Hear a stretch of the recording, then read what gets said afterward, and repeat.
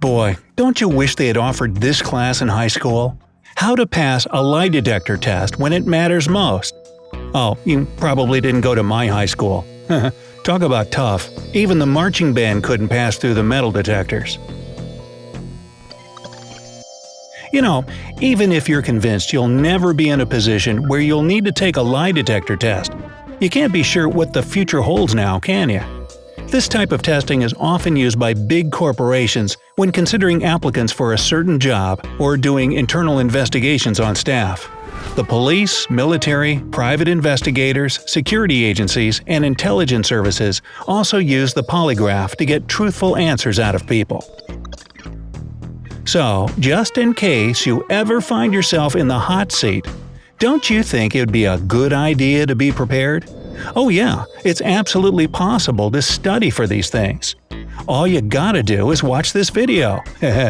Stick around to the end for a helpful bonus to know under which circumstances you can actually refuse to take the test. And before we start, go ahead and hit that big red button to subscribe to our channel. Don't forget the notification bell either. This way, you'll always be in the know when a new video pops up on the bright side of life. So, how does a polygraph work? Well, the first lie detector was invented in 1906 by a cardiologist named Sir James Mackenzie. After a few years of fine-tuning, the technology he'd created was developed enough to introduce to the world the polygraph machine that we know to this day. In 1992, the lie detector was computerized, which greatly contributed to its effectiveness and accuracy. Of course, a polygraph can't really detect the lie itself. It only captures physiological changes that occur in the body when a person is lying. These changes can include a fast pulse, sweating, unusual breathing, and high blood pressure. Modern lie detectors can recognize up to 50 different types of reactions, down to the expansion of the tiny capillaries throughout your body. Still, most companies use results based on a standard set of reactions. Experts say that interpreting the results is more of an art rather than a science. And that's because the results heavily depend on the qualifications and experience of a polygraph examiner. Their task is to select the right questions to match each personality, to take into account the differences in people's physiology, and to be able to interpret them correctly. If a truly qualified professional is examining you during a lie detector test, the accuracy reaches up to 98%. As for the test itself, it's nothing like what you see on the big screen. You know, the criminal is all wired up while the detective screams at him and dramatically pounds his fists on the table in a passionate desire for truth and justice. Ooh. No, the reality is that testing somebody with the help of a lie detector takes long hours, and it's done in a very calm environment. The questions are specific, precise, and really well structured. Anyway, let's say there are certain things you wouldn't like to share with your potential employer. In this case, despite the precision of modern polygraph machines, you can prepare yourself for the test in advance. So, here are 6 ways to prepare for a polygraph test. Number 1. Be physically ready. Get ready 24 hours before the test so that your body is in tip-top shape. Get a good night's sleep. Make it at least 8 hours. Don't skip any meals before the test. You don't want to be hungry during it. Don't overstuff yourself full of food right before it either. Take your usual medicines. Wear comfortable clothing. Now, as you can see, comfort is key. Stick to your usual regimen so that your body doesn't feel any unusual changes. This will help keep your heartbeat from going awry. Do you usually jog in the morning? Don't skip it. Can't go without your morning coffee? Well, don't go without it today either. Number 2. Let yourself feel nervous. Most of the time when people are lying, their heart literally races. They start to pant, their blood pressure skyrockets, and they sweat profusely. But these physiological reactions are also typical for situations when you feel anxious. Feeling nervous before or during a lie detector test is absolutely normal. Plus, it can even help you pass the test. The results of people who feel anxious while answering each question turn out to be the most accurate according to statistics. If you feel that your results might be interpreted incorrectly because of your nervousness, then the following method might help. To check your basic physiological reactions, you'll be asked some controlled questions. It's pretty easy to distinguish them from the relevant questions because they're usually more general in nature.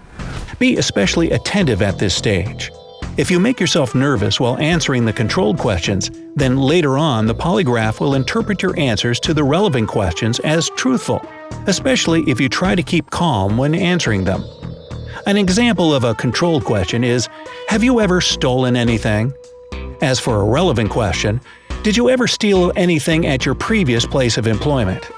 So, how exactly can you make yourself feel anxious on a dime?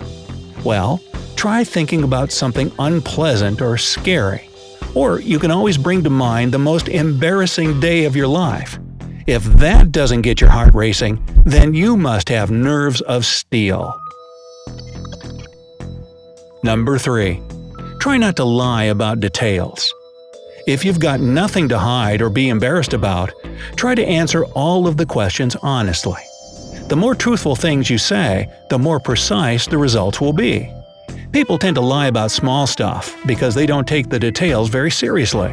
Examinees are too worried about being asked trap questions while taking the test, since they're convinced that that's what they should actually be careful about.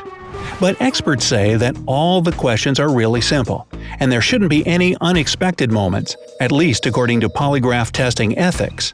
Not many people know this, since it's always somehow omitted in Hollywood movies. But you're actually allowed to get familiar with the questions before the test, so that you don't feel nervous during it. So, before the test itself, you'll have a pre-test interview.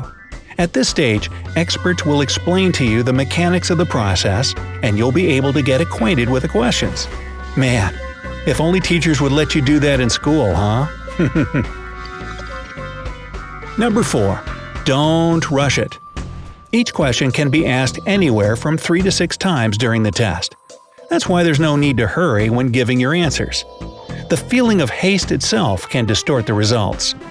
Listen to each question till the end, try to understand it, and take your time with the answer.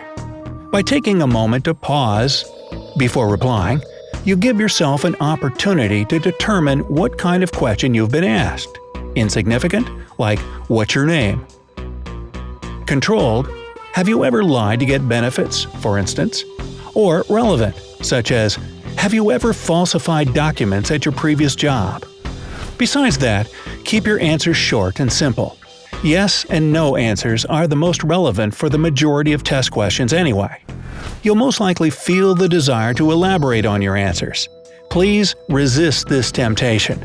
Don't go into detail, however hard the examiner tries to make you slip. Don't joke or be over-friendly, and don't give away more information than strictly necessary. Some polygraph examiners like to use dirty tricks to make you admit that you're lying. For example, they might convince you that they can see that you're lying. Don't fall for it. There's nothing worse than a confession, so don't budge. Number 5. Imagine something pleasant. This is a pretty successful method, but only for those lucky few who can really control themselves. Surprisingly enough, it turns out that being nervous and causing negative reactions is easier than thinking about something positive. While considering a question and realizing that you're going to have to lie, go to your happy place so that you feel more relaxed during the test. Create some kind of careless world in your imagination to help you keep calm. That way, your body will react perfectly. Number 6. Don't use any physical tricks. As a rule, getting negative body reactions while taking the test can be achieved. The internet is full of all kinds of recommendations. Put a tack in your shoe and step on it every time you need to get the right reaction. Bite your tongue or tense up your muscles. You've probably heard of these tips before, but how useful are they really? Well, we hate to break it to you, but these tricks don't baffle experienced experts at all. On the contrary, manipulative schemes like these are super noticeable. In fact, examiners often ask people to take their shoes off since they're all too familiar with these popular ploys. Not to mention, a polygraph is capable of distinguishing a deceptive reaction to physical pain. If you get caught red-handed, the test will probably be rescheduled, or your final results might be evaluated more strictly, taking into consideration all of the tricks that you tried to pull. So basically, it's not worth it. After the polygraph test. Now, after you've taken the test, a post-test interview will await you. A reviewer will come to the room to discuss your results. They might ask you some questions about the responses they deemed inconclusive or suspicious. It's also the reviewer's job to examine your emotional and physical state. It's often at this very moment when they may try to play psychological games with you by saying that they know you were lying, so stand your ground. Bonus: when should you not take a polygraph test? In some cases, taking a lie detector test is ill-advised since the results will be distorted or the process itself might negatively affect a person. You should not take a polygraph test if you have heart disease, are pregnant, have a respiratory illness, even the common cold, are epileptic, suffer from general pain, are being forced to take the test against your will. If any of these apply to you, don't be afraid to say no. So, would you agree to a polygraph test if it meant getting your dream job? If yes, hit that like button. If not, tell us why in the comments below. And feel free to share your experience if you've ever taken a lie detector test before. We want to hear about it, and that's no lie. See you next time on The Bright Side of Life.